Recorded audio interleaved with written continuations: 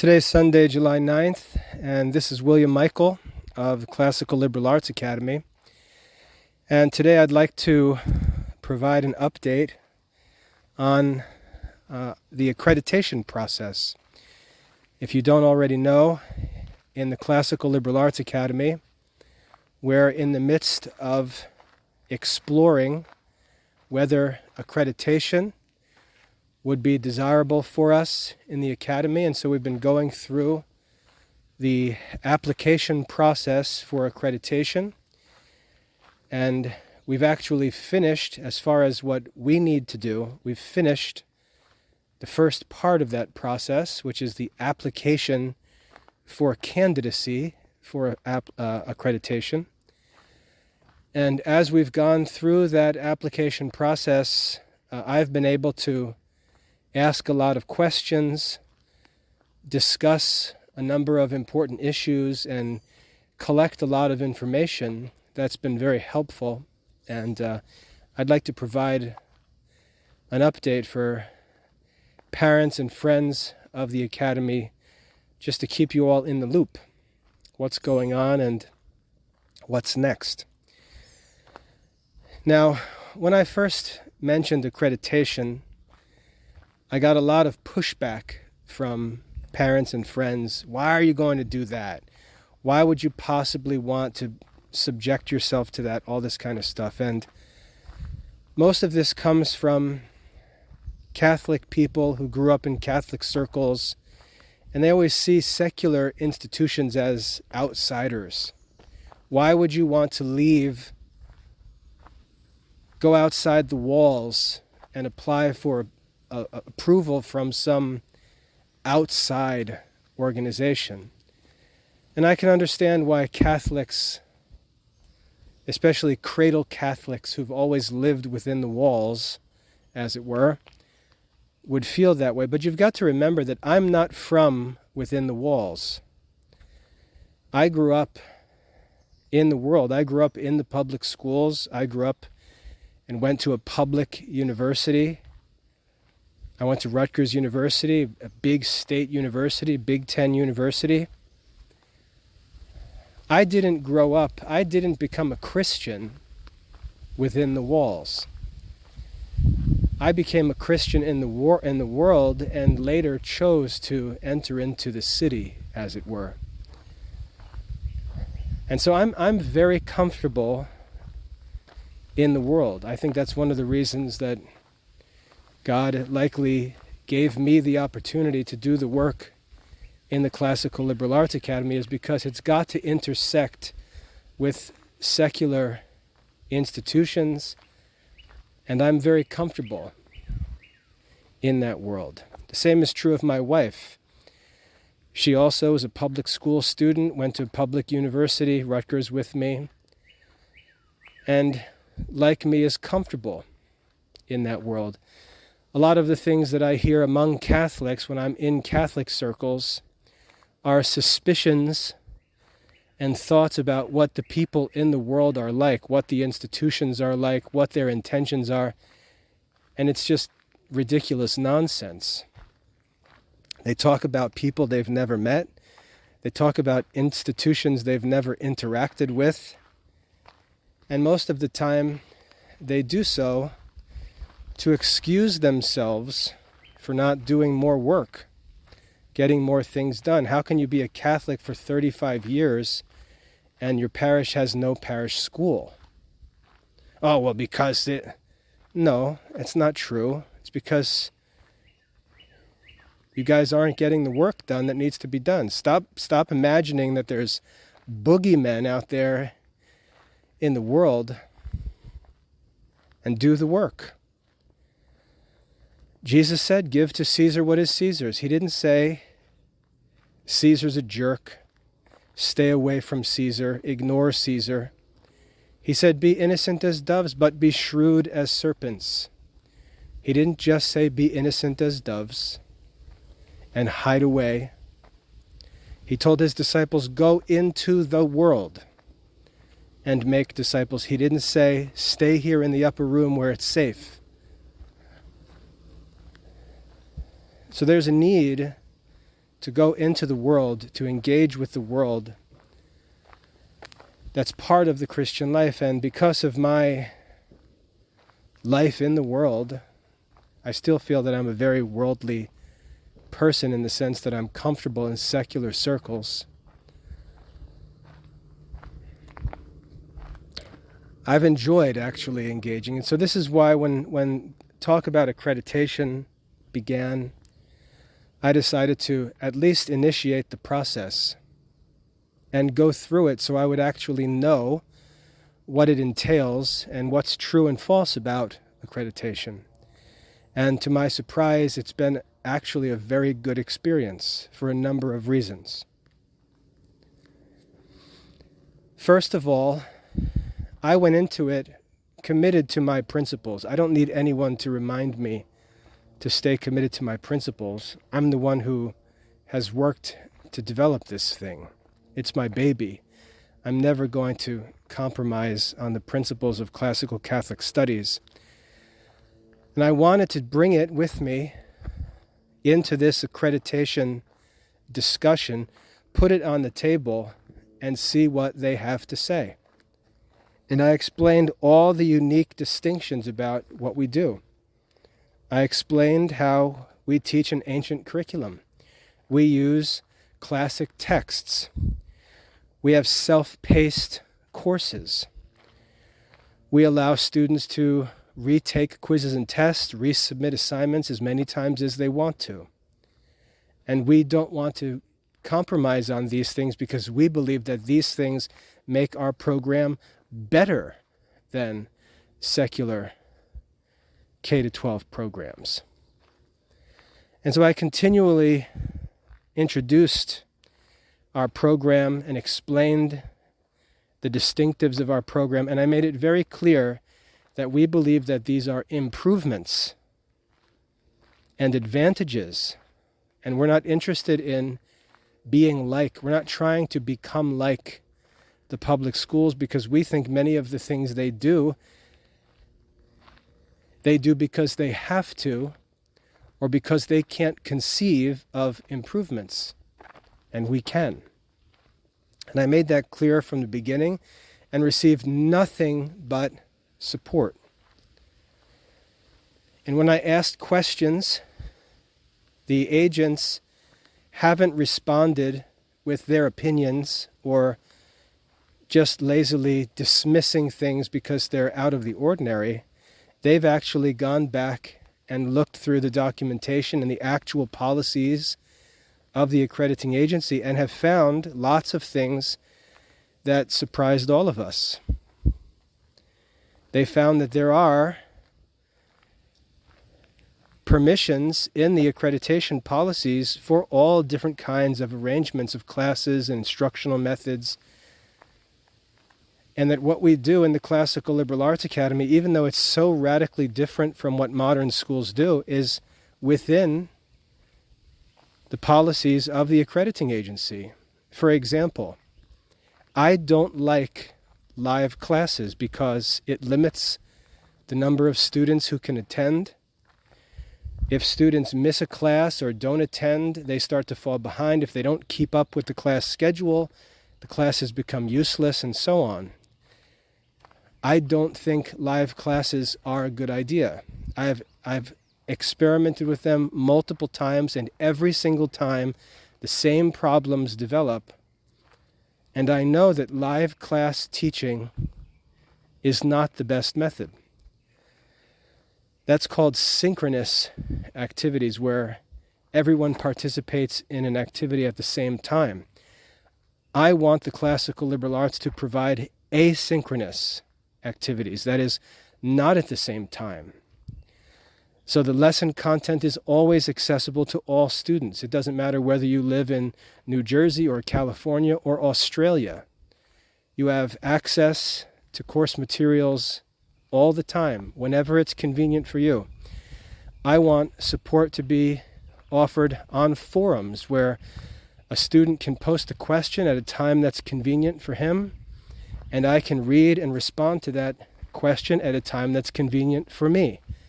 I think asynchronous learning activities are the best. even though this is the opposite of what's done in modern schools. And to the accrediting agent's surprise, the accrediting agency completely allows asynchronous learning activities, which surprised me. I didn't expect that. Another thing which was a relief to learn, but also kind of frustrating because of when we learned it, we learned that our presentation of curriculum material as subjects rather than grade levels is actually completely acceptable to the accrediting agency. We do not need to put our courses into grade level formats. I assumed that we would need to do that. Even the agents assumed that it was good for us to do that. But when our agent, who's a really great, honest lady, actually went in and looked it up and dug out answers for us, she found that it's not necessary for us to do that. That we can offer our classical Catholic curriculum with subjects that are completely independent of ages or grade levels. We don't need to worry about grade levels at all. So it was a relief to hear that, to learn that.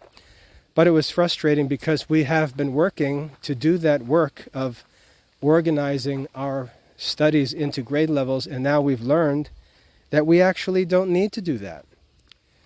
So there's been a lot of time on our side wasted in doing that work, but we've now been saved from an incredible amount of future time where we would need to continue that work, and we can instead invest all of our time and energy and resources on our existing self-paced courses, which is awesome.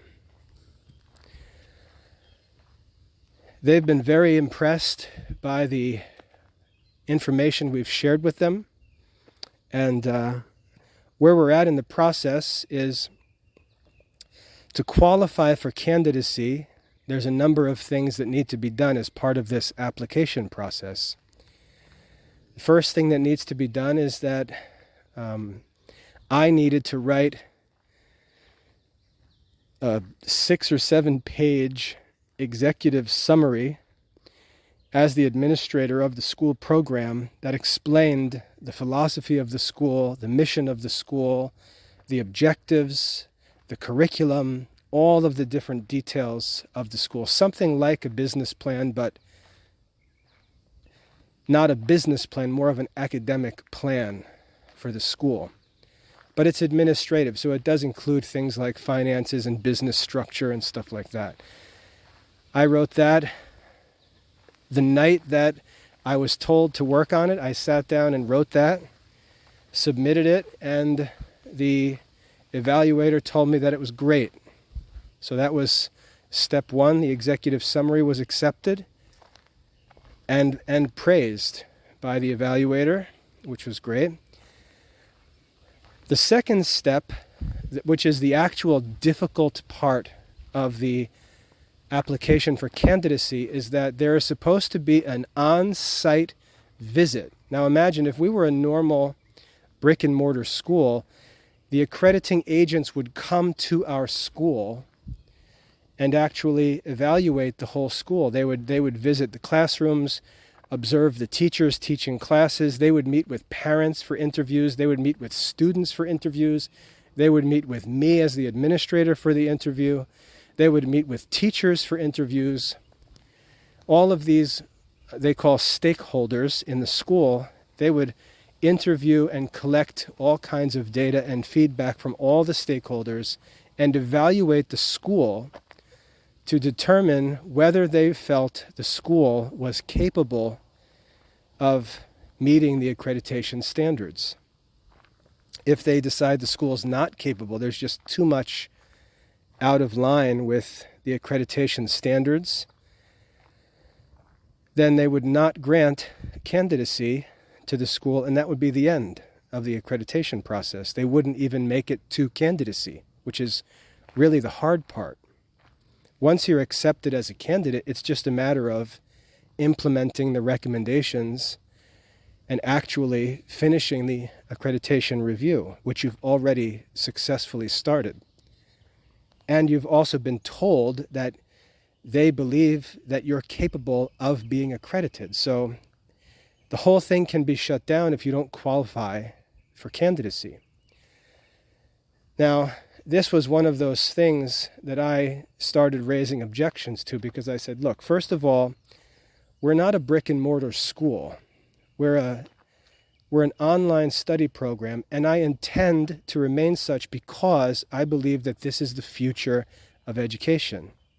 I believe that brick and mortar schools, if they even exist, are simply going to use online study programs as the curriculum for their school on the ground. I'm not interested in becoming a brick and mortar school. What I want to know is if my online study program and the services that we offer can be accredited. And after some digging, the lady responded, the lead evaluator responded and said, yes, you can be accredited as a digital learning program. And I said, awesome, that's what we want to do. So that raised the question, what do we do about this on-site evaluation? Because there's not a brick and mortar school to visit. So the evaluator said, well, what we'll do is we'll divide the activities of the on-site evaluation into a couple different parts. We'll interview the parents via Zoom meeting.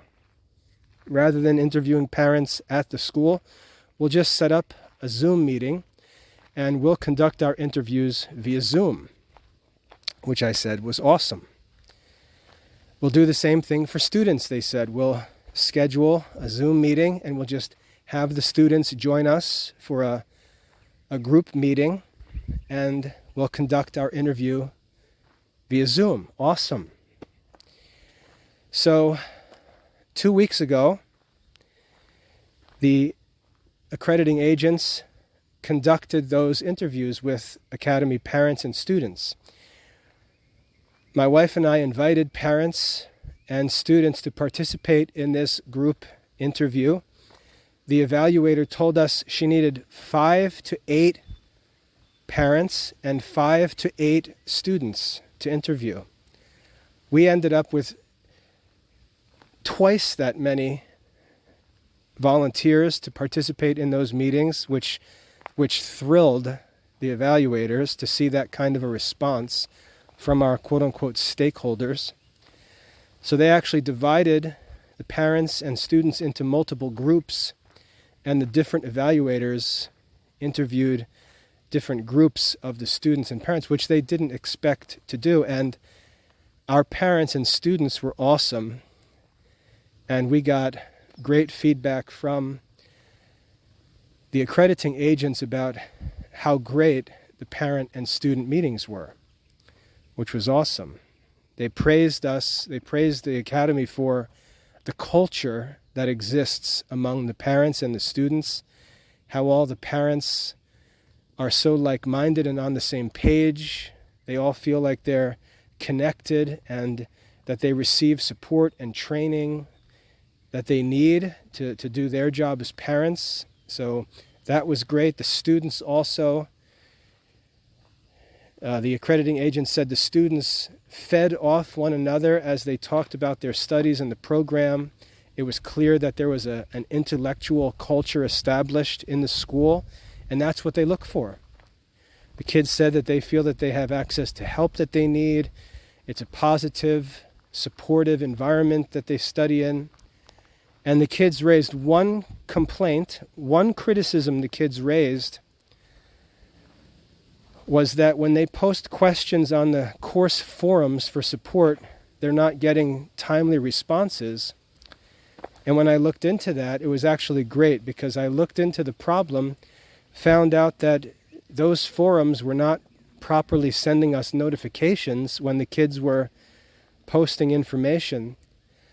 And I immediately fixed the problem, got back in touch with the accrediting agents and said, hey, that was a problem with notifications, that's fixed. And when I did that and showed a readiness to make improvements, that's exactly what accreditation is all about. It's about a commitment to constantly improving what we do. So that second part of the application process for candidacy was a home run. The parents and the students of the academy were awesome.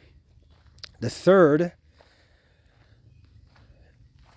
challenge of the application for candidacy is an on-site interview where an evaluator normally visits a school, but since we're not a brick-and-mortar school, we just agreed to meet for a 2-hour interview where I would present sort of an executive overview of our program, our goals, our distinctives, priorities that we have in our development and things like that. And I prepared a 25 or 30 slide PowerPoint presentation, which I made available. If you'd like to see what I presented, if you're interested in seeing what I actually shared, I'd be happy to give you the file. It's just a stack of slides where I present all of the information on the history of the program, the curriculum, what our goals are, and things like that. Well, the agents loved that. They thought it was great. Thanked me for preparing so thoroughly for our interview.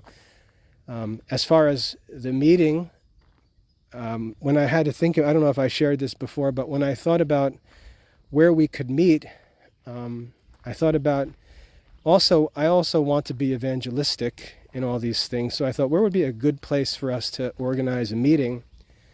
And a central location that was good for both of us was Belmont Abbey College, which is a Benedictine Catholic college just outside of Charlotte. So I sent an email to the library and asked if there was a room that we might rent or use to have a meeting there. And it turns out that the librarian responsible for that is a member of our Dominican chapter. And so she was excited to get in touch with us and hear from us. So she actually organized the meeting, reserved the room, and gave us a tour of the Abbey's special collections, all kinds of old books and resources that have been collected by the monks and the college dating back to the 1400s. Not that the school was there in the 1400s, but they've collected all kinds of old works, old Catholic books, all kinds of stuff. So not only did the accreditation agent get to enjoy visiting Belmont Abbey College campus for our meeting, she also got a special tour of the special collections, which was awesome. And we just had a great meeting, talking about things. And one of the things that I noticed that was very encouraging was that the agent that we met with, one of our evaluators, she sort of revealed her hand during our meeting because she already started talking about what we needed to start doing next as part of the accreditation process. So it seems like she already anticipates us being approved for candidacy. We have to wait for a candidacy report that's being written in response to all of these activities. But from our conversation with her and the relationship that she obviously was eager to develop with us, it seemed very clear that we're going to be approved for candidacy. And like I said, that's really the big challenge, because after we're approved for candidacy, we don't have to meet again. We don't have to have a review again. It's just a matter of us receiving this report from our evaluators, which kind of lays out what we need to work on. And again, that's the whole point of accreditation, is committing to make improvements, to constantly commit to improving the work that we do. And they know that we're willing to do that. And so once we receive that report as a result of our candidacy evaluation, which I am pretty confident is going to be positive, that we're going to be granted candidacy status, we'll simply get to work on that. And then From the way that the evaluator was talking, we should expect to be accredited this coming school year, 2023-2024. So that's the status of the accreditation process. And I just want to emphasize the fact that just about everything that Catholics say in criticism of accreditation, in our actual experience going through the application process, has proven to be false. And this is something that I really want to warn Catholics about. We've got to stop this talk about the world and secular institutions as if they're all bad guys out to get us. We're using this as an excuse to not get important work done. Jesus didn't say, to heck with Caesar, we don't need any secular. He said, give to Caesar what is Caesar's. He didn't teach us this attitude of rebellion against the state. You know, people like to quote from the book of Acts and say, we should obey God rather than... There's nothing the state's asking us to do that's in defiance of God's command. So quoting that doesn't make any sense. What I think Catholics don't like is the challenge that something like accreditation poses. And you may ask, why are you even bothering with accreditation? Because if you go online and Google, is accreditation necessary for Catholic private schools? Is accreditation necessary for homeschools? You'll find articles that prove accreditation is not necessary for homeschools or for private schools. And you know who the author of those articles is? It's me. I'm the one who wrote those articles. I'm the one who contacted the admission departments at Harvard, Princeton, Yale, MIT, Duke, Stanford, Catholic University of America, on, and I asked them to put it in writing that they do not require accreditation from high schools or homeschools for admission. I'm the one who did that work. I'm the one who wrote those articles. I know 100% that accreditation is not necessary. So when you ask, if you know accreditation is not necessary, why in the world would you subject yourself to accreditation? And there's a very clear answer for that. As I mentioned before, I want to be evangelistic. When I think of running the academy, when I think of our academic work, I'm not thinking about just Catholic people. I'm thinking about the influence that our program has on non-Catholic people. I want our program, I want my academic work to be above reproach. If there's a standard that's set for schools by secular institutions, I believe Catholic schools should exceed those standards. They don't have to submit to those standards. They don't have to acknowledge those standards in education, but they can and they should. Not because it's necessary for any Catholic mission, but because it's good for the sake of evangelization. It restores respect for Catholic education. It restores respect for classical education. I learned this as a Christian in a public university. I learned that when I did the work as a student to demonstrate that I could master everything that my secular professors threw at me, they would respect me. And when I gained their respect, they wanted to listen to things that I had to say. They were interested in my religion because they knew that I could knock their exams out of the park.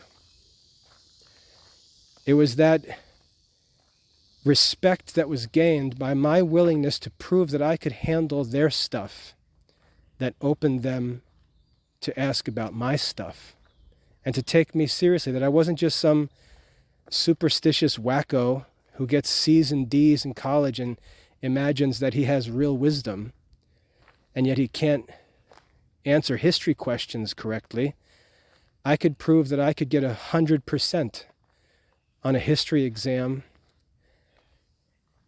and that caused the professors to respect my religious views. They saw that I wasn't some kind of crazy using religion as an excuse to not do work, but my religion was actually fueling and directing my work. And I had many evangelistic opportunities with college professors because of my academic work. And I feel the same way about things like accreditation. I'm happy to subject myself voluntarily to accreditation evaluations because I think Catholic education is better than secular education. And I think that we can prove that. Throughout history, everybody knew that Catholic private education was better than anything the state could provide. But in modern times, that's not necessarily true. I'd like to restore that respect for Catholic education, and that's why I'm willing to go through with accreditation. Parents that I talk to who are interested in enrolling in the academy, they don't care about accreditation so much. I just had a consultation meeting 2 mornings ago with a family that just wanted to get it out in the open and say they don't care about accreditation. I said, neither do I, but there are reasons that I want to seek it for the sake of the respectability of the program and also for the assistance of those who struggle with these things. If there's a parent who feels uncertain and doesn't know if it's okay to use a school program that's not accredited, they just don't know. There's 2 options for that parent. I could ask that parent to climb over this hurdle of accreditation and join me in the world of non-accreditation, which is a very difficult obstacle for that parent. Or I could just get the program accredited and hop onto her side and eliminate that difficulty. And it's much easier for me to do that than to ask parents to do that. That's why I'm willing to seek accreditation. So anyway, to wrap this up, I don't want to talk too long about this. As of today, July 9th, we've got everything finished for the application for candidacy. Every part of that application, I believe, was successful, and now we're just waiting for the evaluators to go through all of our information, all of the responses that we've written. We had to submit a lot of stuff, so they've got some work to get through all of that, and then they're going to collect that and provide us with a report on their evaluation that explains whether they judge us to be capable of achieving accreditation, and if so, we'll be granted candidate status. And they'll be giving us a list of things that we will need to work on over the next year to actually finish up that work and be accredited. So that's where things are at. Everything so far is successful. And as I mentioned earlier, a number of breakthroughs where we learned some things that we didn't expect that actually are going to make our work much easier and improve the simplicity of our program overall. We don't need to offer grade level courses. We don't need to worry about synchronous activities, which are things that I would have liked to avoid if I could. So it's awesome to learn that we can avoid those things. So that's where things are. Everything is positive. Everything looks good. Like I said, the evaluator sort of showed her hand and started to talk about the next steps for us already. So it looks like she expects us to be approved for candidacy. And once I get some more information on that, I'll post another update. If you are one of the parents who participated in the interview, I can't thank you enough. First of all, for volunteering, which was generous on your part. I know that nobody gets excited about volunteering to participate in an interview with an accreditation agent to start with, so I'm thankful for that. But even more, I'm thankful because the feedback that we received from that interview was great, and so I'm very thankful and indebted to the parents who volunteered and represented the academy well. Same with the students. It's exciting to share in this as an achievement together, because in helping us to obtain accreditation, realize that you're helping us to gain something for the Catholic community, and it's going to open up all kinds of doors for us to do great things in the future. So thank you very much. If there's anything else you're curious about or would like to know about the accreditation process, just let me know. I'm happy to share the details. God bless.